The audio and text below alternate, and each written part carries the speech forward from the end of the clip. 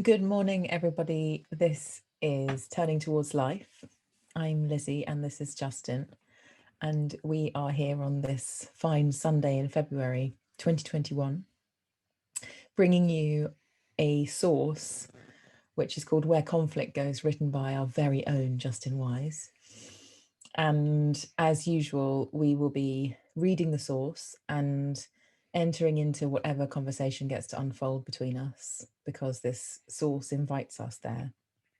We have been doing this now for a really long while, and still, like this morning, I said to my husband, "Oh, what should we do this morning? Should we just hang around in the kitchen in our pajamas?" And he said, "Well, you've got Turning Towards Life." I was like, oh yeah, yeah. And he's still completely shocked that I can completely forget what I'm doing on a Sunday morning. And so I'm constantly amused and amazed at myself that I can forget that we're doing it, and at the same time it's a completely important thing in my life that happens every single Sunday.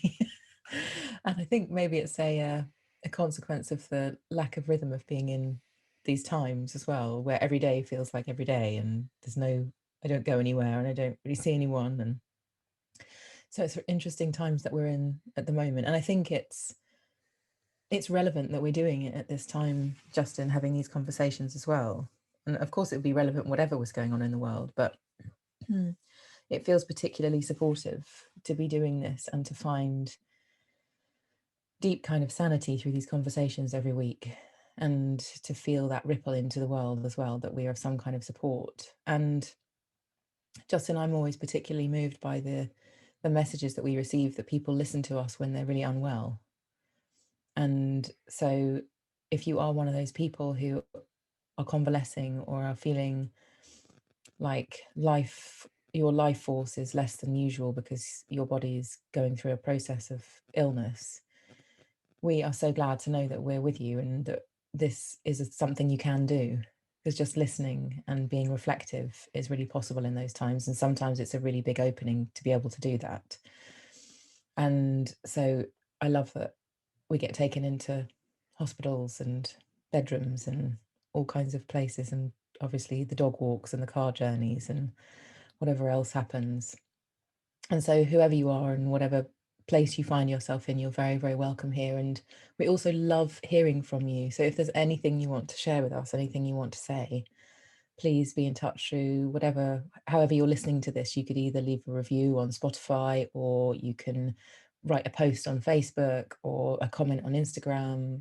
Wherever you're listening, please reach out, because we love sharing messages with each other, don't we, Justin? Whenever either of us hears, we'll email each other and say, "Oh, look, somebody wrote to us," and it's such a delight to know the response to this in any small way.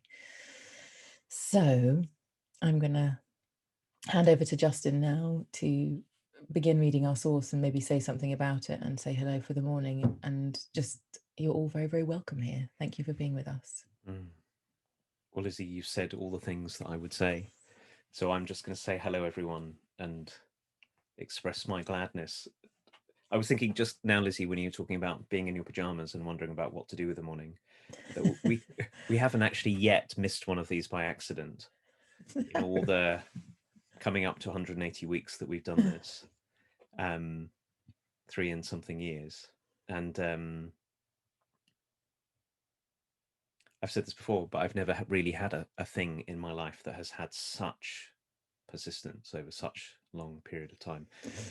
Certainly not a conversation that's gone on like this. You and I have spent more time in this conversation than I have spent in this kind of focused conversation with anyone. I think this kind of regularity, Lizzie. So it's a great gift. And as usual, there's a source, and sometimes that our conversation will bounce off, and sometimes our sources come from other writers, and sometimes they come from us.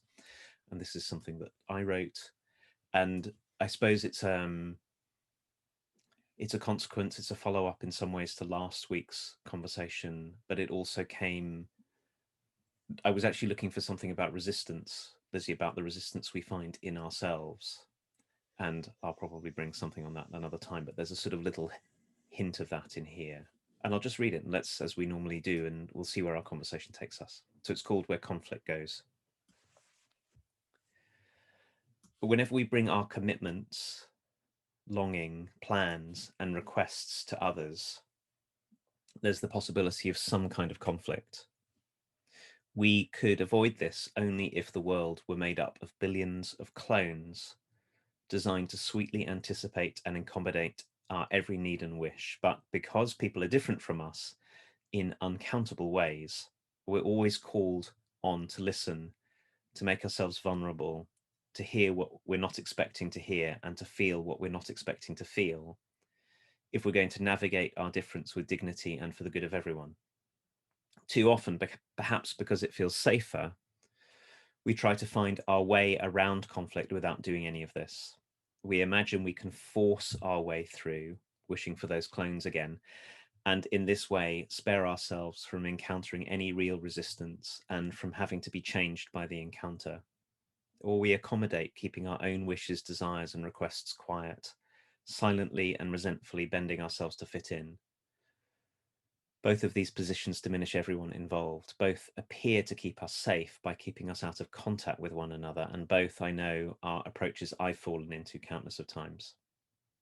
I'm reminded, though, that avoiding the heat of difference between us doesn't make the conflict go away.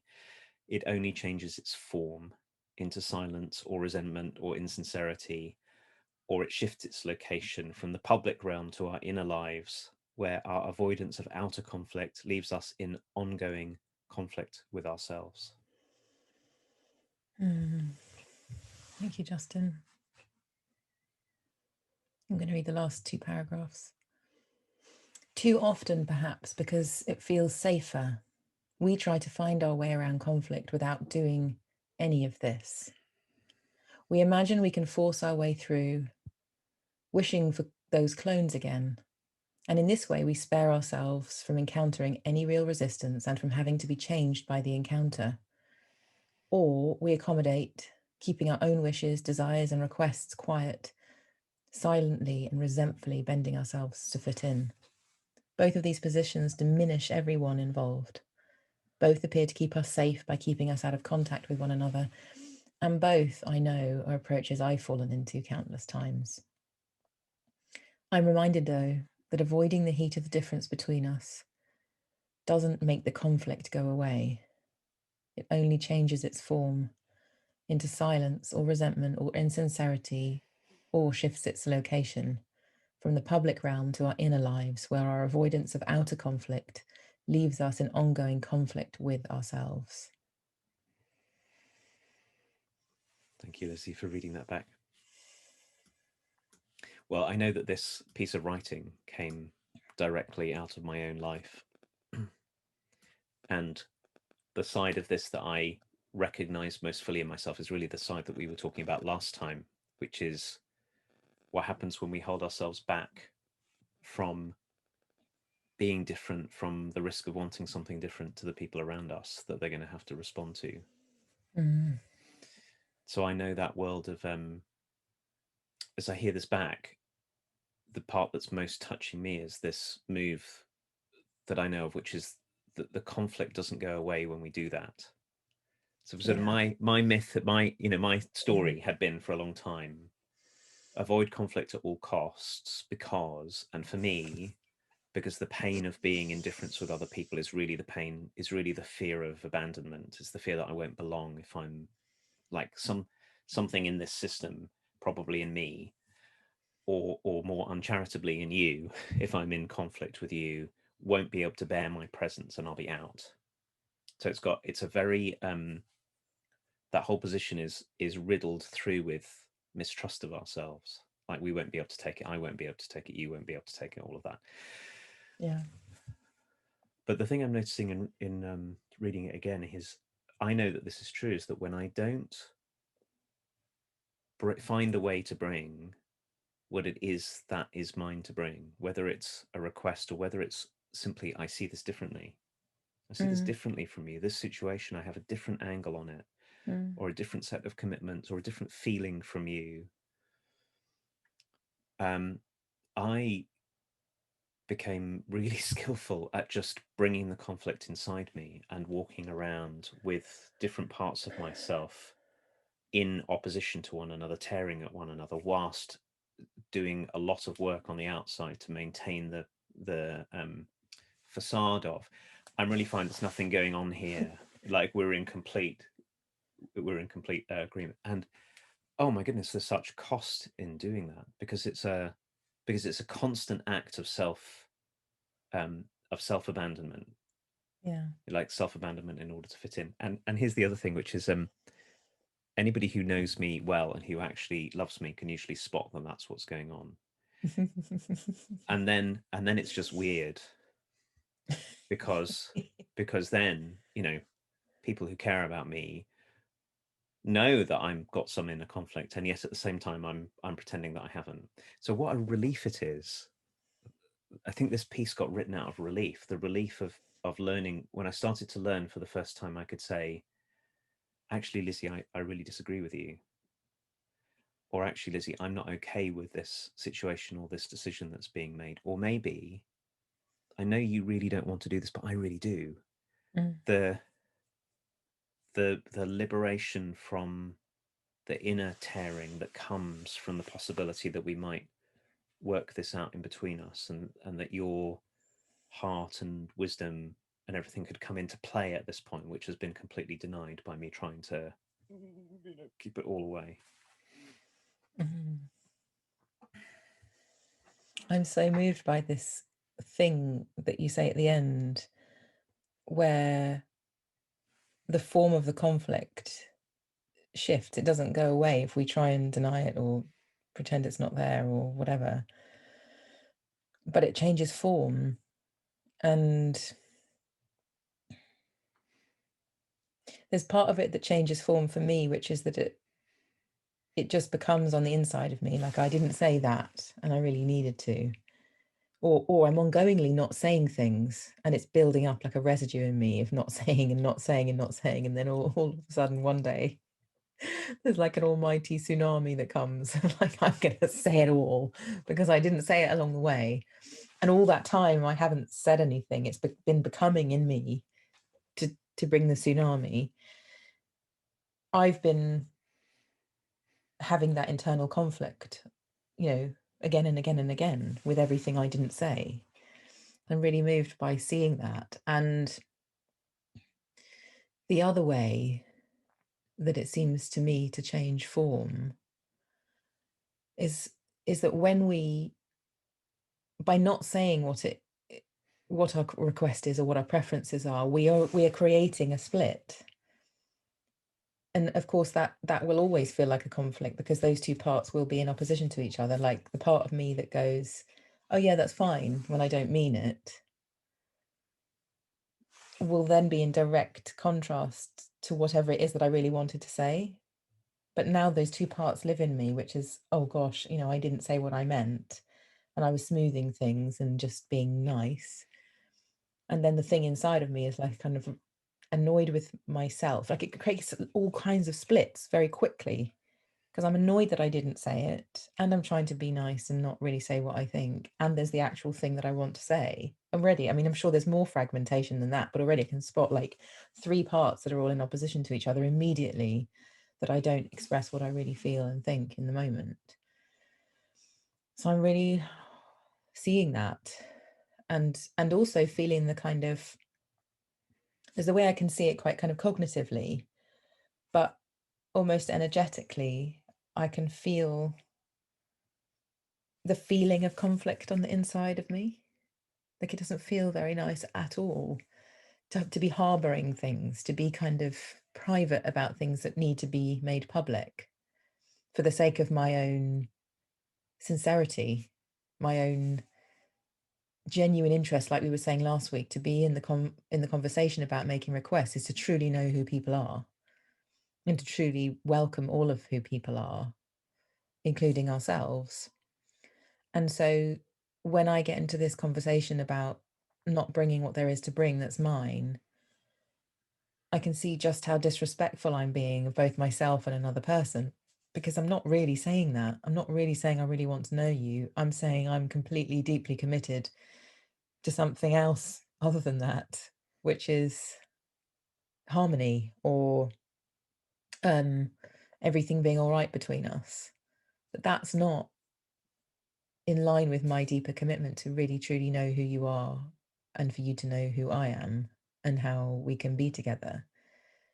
It's like staying on the surface of everything and not having the courage to kind of deepen into whatever this relationship probably has for us if we went there. So I'm kind of feeling this uprising admiration for people who can really do this genuinely. And I always, habitually feel really shocked when people are very kind of declarative and very kind of, because I'm the same as you, Justin. I err on the side of, oh, I'm just not going to say anything. I'm just going to keep that to myself because I can't deal with the fallout. I can't, it's too difficult, or whatever the story I have about the other person is. And then I watch people do it and the world doesn't fall apart. And I'm always kind of shocked. I always think, oh, you can just say what you feel and what you think. And then the person does the same. And then life still continues in a big kind of, the floor didn't swallow you up and grind you to a pulp because you're still here and seemingly your relationships are still intact. So I really feel that part of me really strongly when I see it differently in others. Like I see people's way of being is different to mine. And I feel really committed to this mystery and this depth. So I'm really grateful that you've written it like this because it really helps me to notice the impact on the inside. I think what I'm coming to as we're speaking is this sense that this has been something that I've been practicing for a while now, is seeing if I can bring myself, seeing ways in which I can bring myself. And the conversation is getting me onto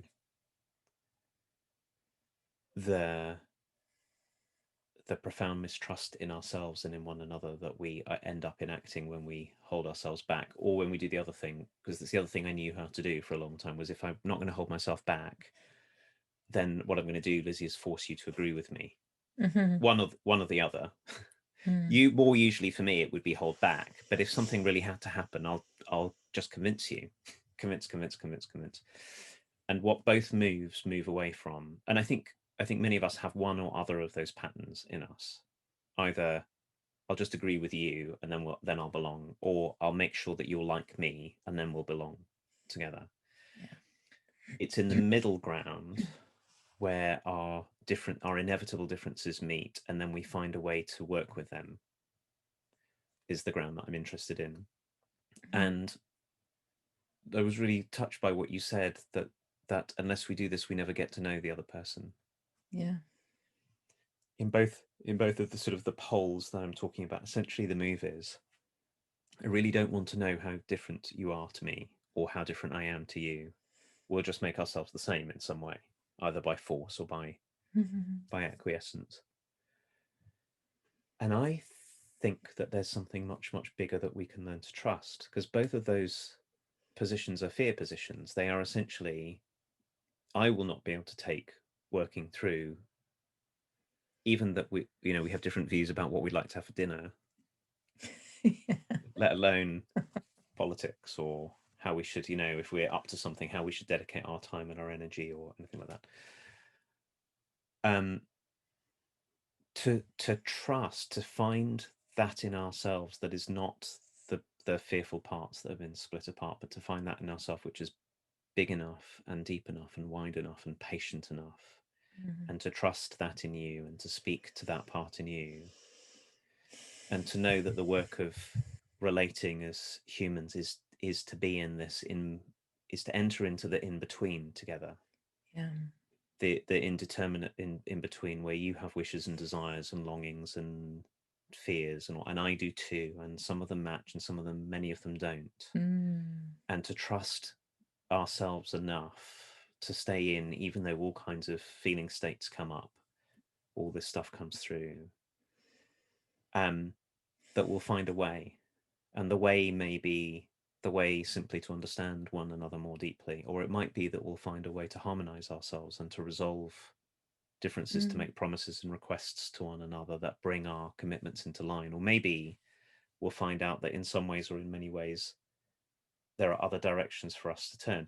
Whatever it is, it's the learning to find that in ourselves that knows that this can happen, and to find that in the other person, which seems to me so much more respectful, dignified way than I spent, most of my young and mid-adult life doing. And I feel really called into the dignity and respect of doing this, even though, of course, what it does is it opens us up to all kinds of things that we might be trying very, very hard not to feel. Yeah. But I don't think it's the feelings, as I'm talking about this, I don't think it's feeling stuff that's really the issue. Like, what a small, in the end, what a small thing to enter into, which is, I'll be with you, Lizzie, as long as I never have to feel anything that's outside of the thing that I want to feel. How about let's trust one another to be together through all kinds of feelings and all kinds of differences, and to step by step find a way, even though we're different. That's what feels much more interesting, but also necessary if we're going to walk a path through our lives that's something other than just sort of staying different, like distant from one another. Yeah, what arises as you're speaking, Justin? So this week, my nephew told me a story that he wanted to make a Spider-Man contraption on his wrist, and when you kind of pull the end of a pencil, the rubber on the end of a pencil comes out, and it's supposed to be like a Spider-Man thingy. Anyway, in his creation, he asked my sister to order him some Velcro, and because he had to attach it to his wrist. And of course, this huge big roll of Velcro came through the post, because you can't get little bits of Velcro. Anyway, so he's telling me about this Velcro. And it just sprung into my mind that, when he was attaching the Velcro, there's a way that the nature of Velcro is that one side is completely kind of perfectly different to the other. And they kind of grip together in order to make something happen. And I was just thinking about the nature of those two sides and how different they have to be, but how compatible they are in their difference in order to do the thing that needs to be done. And when you were speaking, it just sprang into my mind, because what I just heard you talk about for me is a creative process. What gets made when that friction rubs against each other is energy, like, maybe fire, maybe heat, maybe sparks, but it's something that wasn't there before that gets made. So if you and I are willing to be each other's contrast, if we could find contrast between us and not just pull away, but to be in the contrast together and do all the things that you're saying, what gets made is new ground. It's uncharted territory, because most of all what we've been doing is just same old territory, same old territory, same old territory, staying, like you were saying, like this surface version of things, just because I want everything to be okay, basically because we're terrified. But what if we could treat our relationships as places that are rich, creative soil, where our contrast is giving rise to something brand new? And what might that brand newness be? And how, when I think of that, how much longevity there is in that, genuine longevity, where if we can be in that and we can allow that to be there, and creation is happening all the time, and I'm not running away just because you don't agree with me, or I'm not pretending because you don't agree with me, and I'm also not trying to make you into who I think you should be either, but trusting the creativity that arises between us because of you being you and me being me, and letting that feed us and feed the interest of even being here, then it feels like I can just begin to glimpse all that gets possible by doing the things you're saying, by being in relationship in the way that you're saying. And it feels like so much more interesting, so much more compelling, so much more like I'm magnetized towards trying when I think of it that way, rather than how do I just make everything okay all the time? And I just get sick of that. It's like, oh, more of that. And of course it's habitual, so I'll keep doing it, I'm sure. But when I hear these words and inquire into this, I can also see the relationships that I have that allow this, and feel just how much more of them, how much more I want to be in them than the ones where I'm just keeping everything okay all the time. It's making me think what you're saying, this topic of trust, what we trust in one another. So it's what you're saying is reminding me that a big part of my role in being able to be in those conversations is really is finding that in me, which is kind of timeless and super curious and can stay with whatever's happening. Because until I do that, frankly, there's no way you're going to bring me all the things you disagree with me about, Yeah. because you'll feel in me all of the moves that I'm making to shut down. And what I'm doing is I'm shutting down an internal. Really, what I'm doing is I'm shutting down something inside, which is let me not be so afraid.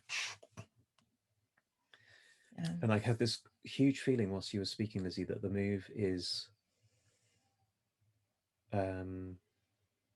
softening into trust Mm. rather than rigidifying in fear. And it's reminding me of when I used to do kickboxing, as you know, and my kickboxing teacher, who was this amazingly sort of soft, warm person with an enormous amount of inner fortitude. And she would say, if you freeze like that, you're just going to get knocked over. And what you need to do to meet somebody, kickboxing is all structured around difference, because it's an encounter with another person where you each have an opposing goal, really. Yeah. Yeah. The only way to meet someone is to trust, is to soften into trusting something that's way bigger. Mm. And that's really not so different in this process of navigating how we give up trying to either make everything like ourselves or trying to make ourselves like everything else. Mm. And in that, which is, I'm naming it because for such a long time that was so counterintuitive to me. I felt like it was obvious that if there were difference between you and me, my work is to harden up. Yeah. It's either to harden up into, to rigidify into agreeing with you even though I don't want to, which is kind of hardening up, or hardening up into getting you on my side, rather than softening into Mm. let's let something flow through here, whatever it's like, however Mm. forceful the thing coming through, however turbulent, however beautiful, however Yeah. life-giving. Mm.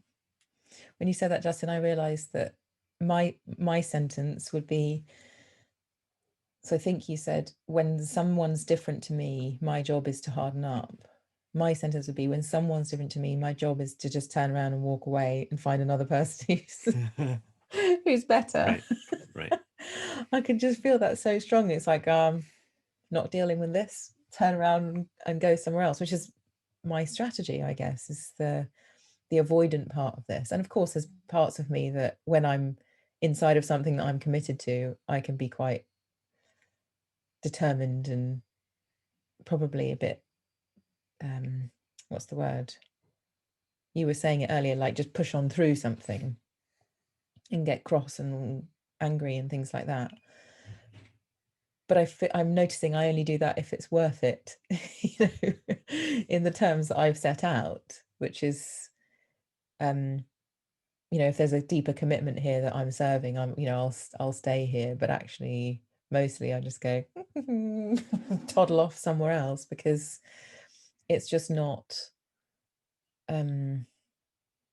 Yeah, I haven't got good enough yet, I don't think, at viewing the creative process like we were just talking about, viewing this difference as a possibility rather than difference as something to walk away from. And I think that's kind of, as I'm saying that, I'm thinking, my gosh, this is what we really all need to do in the whole world.